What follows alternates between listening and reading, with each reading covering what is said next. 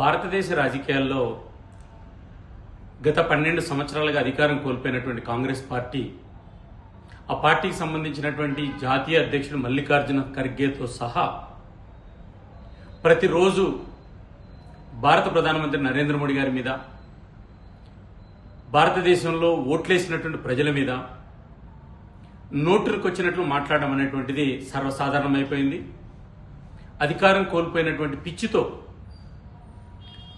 భారత ప్రధానమంత్రిని టెర్రరిస్టుగా పోల్చడం అనేటువంటిది కాంగ్రెస్ పార్టీ దిగజాడు రాజకీయాలకు మరో మెట్టు.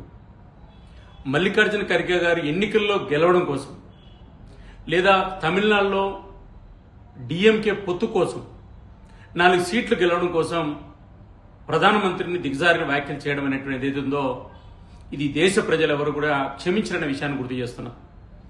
ఈ రకమైనటువంటి భాష, ఈ రకమైనటువంటి ప్రెస్టేషను దేశ ప్రజలు ఎప్పుడు కూడా రిసీవ్ చేసుకోరు.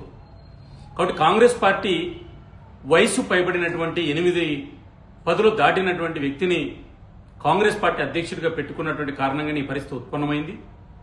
కాంగ్రెస్ పార్టీలో ఇంకెవరు లేరా అని నేను అడుగుతున్నా. కాబట్టి ఈ దేశంలో ఈ రకమైనటువంటి వ్యాఖ్యలు చేసినటువంటి కాంగ్రెస్ పార్టీ దేశ ప్రజలకు క్షమాపణ చెప్పాలి. మీరు మాట్లాడింది బీజేపీ కార్యకర్తను, బీజేపీ నాయకుడిని కాదు, 140 కోట్ల పైబడి ప్రజలు ఎన్నుకున్నటువంటి భారత ప్రధానమంత్రిని అన్న విషయాన్ని మర్చిపోవద్దు. కాబట్టి కాంగ్రెస్ పార్టీ ఈ దిగజాడు రాజకీయాల విషయంలో ఈ దేశ ప్రజలకు వివరణ ఇవ్వాలి. మల్లికార్జున ఖర్గే గారు తక్షణం క్షమాపణ చెప్పాలి. లేకపోతే మరో 20 సంవత్సరాల పాటు ఈ దేశంలో మీరు ప్రతిపక్ష పాత్ర మాత్రమే పోషిస్తారన్న విషయాన్ని బీజేపీ గుర్తు చేస్తుంది. దిగజాడు రాజకీయాలు ఈ దేశ ప్రజలు క్షమించరన్న విషయాన్ని కూడా బీజేపీగా గుర్తు చేస్తుంది.